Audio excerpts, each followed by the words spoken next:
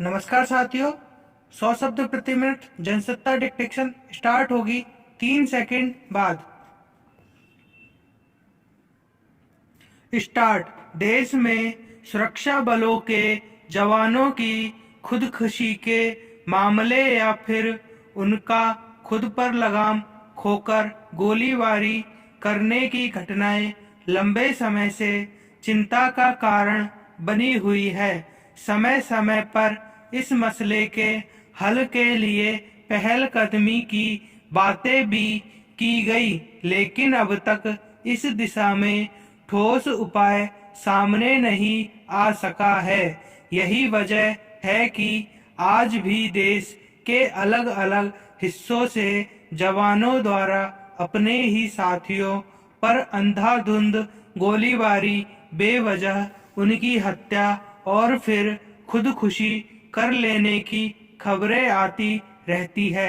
एक ताजा घटना में पंजाब के अमृतसर में सीमा सुरक्षा बल के एक जवान ने मुख्यालय के मेस में ताबड़तोड़ गोलियां बरसा दी।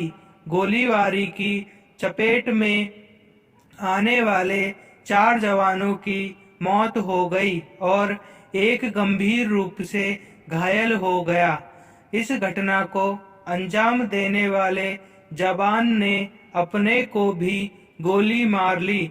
पश्चिम बंगाल के मुर्शिदाबाद जिले में भी सीमा सुरक्षा बल के एक शिविर में एक जवान ने अपने साथी की हत्या करने के बाद खुदकुशी कर ली।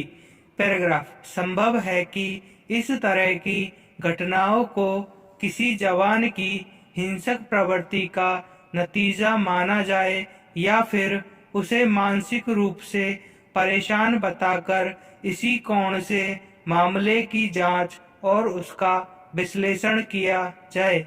लेकिन ऐसी तमाम घटनाएं इस जरूरत को रेखांकित करती है कि समस्या को सतही नजरिए से देखने के बजाय इसकी जड़ों की पहचान की जाए और उससे निपटने की कोशिश की जाए। अमृतसर की ताजा घटना में गोलीबारी की वजह फिलहाल ड्यूटी पर तैनाती संबंधित विवाद के रूप में सामने आई है। खबरों के मुताबिक अधिकारियों का कहना है कि 4 साथियों की हत्या करके खुदकुशी कर लेने वाले जवान शायद अपने ड्यूटी के घंटों को लेकर परेशान था। सही है कि सीमा सुरक्षा बल जैसे तंत्र में अनुशासन सबसे अहम पहलू होता है। ड्यूटी और तैनाती के निर्देशों को इसी तहत देखना और उनका पालन करना जवानों का दायित्व भी होता है। लेकिन इस क्रम में क्या इस बात का ध्यान रखना जरूरी नहीं होना चाहिए कि तमाम प्रशिक्षण के बावजूद एक जवान आखिरकार इंसान होता है और उसकी मानसिक अवस्था पर भी हालात के दबाव सामान्य तरीके से काम कर रहे हो सकते हैं। प्रश्नवाचक।